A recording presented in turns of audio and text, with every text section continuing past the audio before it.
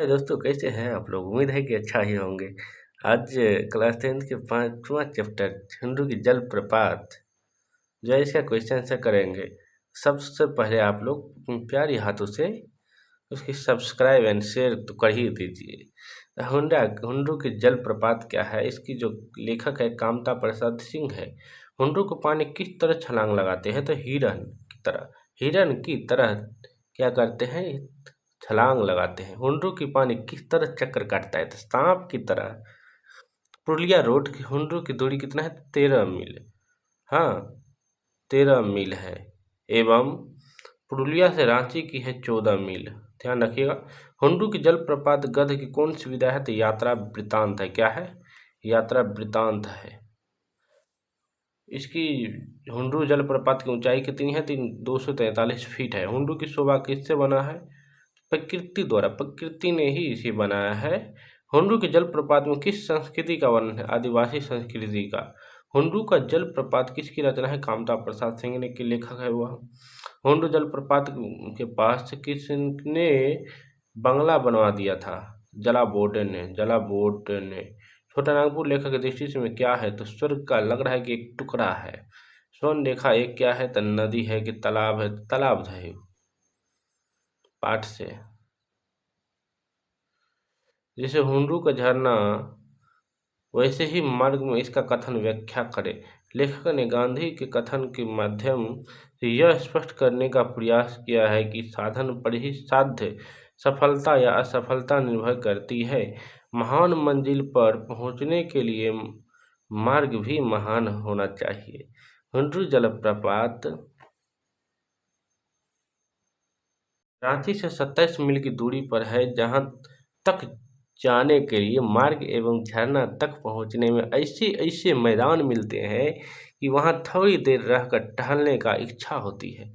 तो ऐसे जंगल दिखाई देते हैं कि इस पत्थर को चीरकर बहने वाली नदी, पेड़ों पर चहकती चिड़िया तथा वहां के निवासियों के व्यवहार देखकर आनंद कई गुना बढ़ जाता है। इसलिए लेखक ने कहा कि हुंडरू का झरना वैसे ही उनका मार्ग है।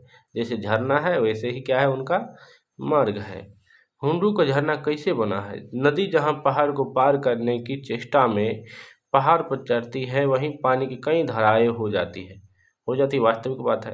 और जब सभी धाराएं एक होकर पहाड़ से नीचे गिरती है तो यह एक विचित्र दृश्य दिखाई देता है।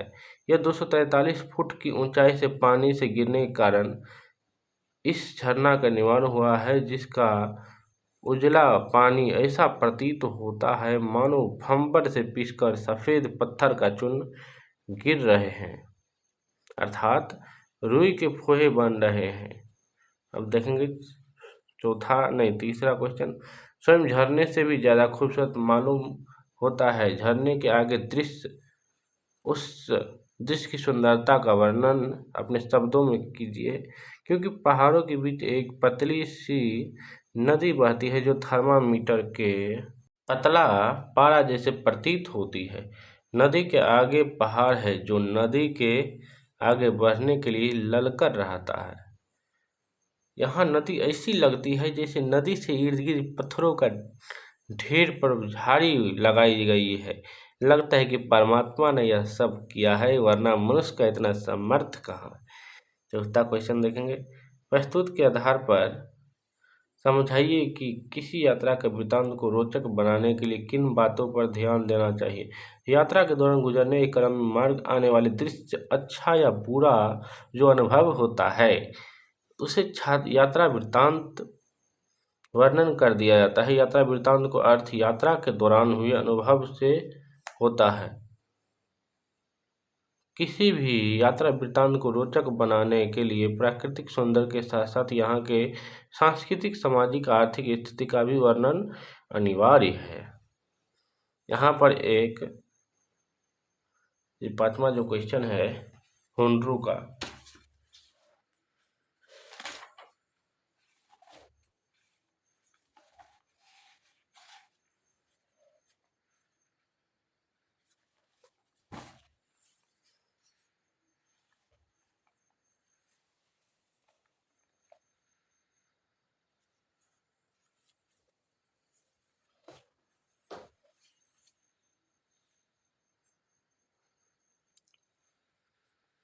यहाँ पर एक दृश्य का वर्णन दो तरह किया गया है कि हुंडू का पानी कहीं सांप की तरह चक्कर काटता है, कहीं हिरन की तरह छलांग भरता है, कहीं बाघ की तरह गुजरता है।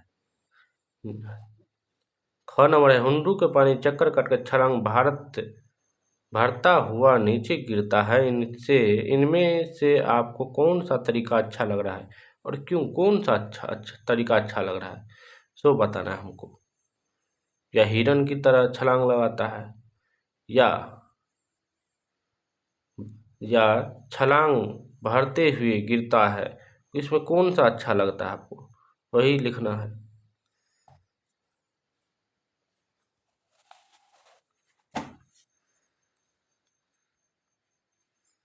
तो पानी के इन दो रूपों में मुझे दूसरा रूप सबसे अच्छा लगता है ना जी, क्योंकि इसमें भयंकरता का भाव नहीं होता है।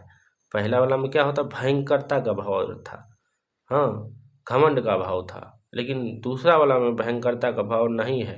प्रथम रूप में भयंकरता का अनुभव हुआ है। इसका मुख्य कारण है कि जहाँ पानी पहाड़ से नीचे उतरता है वहाँ उसका बड़ा भयानक रूप देखने को मिलता है। वहाँ धारा इतना तेज है कि मनुष्य क्या, हाथी भी बह जाएगा। इसलिए मुझे हुंडू का पानी का दूसरा तरीका अच्छा लगा, क्योंकि पानी का चक्कर काटकर छलांग भरता हुआ नीचे गिरता है और नदी के रूप में ढल जाता है। कुछ पर्यायवाची शब्द देख लेंगे। अग्नि का अनल, आग, पावक, कृषाणु, धनंजय। असुर का होगा इंद्राणी, कौनव, दानव, रात्रिचर, राक्षस। अमृत का अमी, पीयूष, सुधा और सुभा, सुधाकर, अश्व, घोड़ा, तुरग तुरग होगा, घोटक, आरवा। आँख का हो जाएगा अक्षी, अम्बक, नेत्र, लोचन, विलोचन, सुलोचन, नयन, दृष्टि।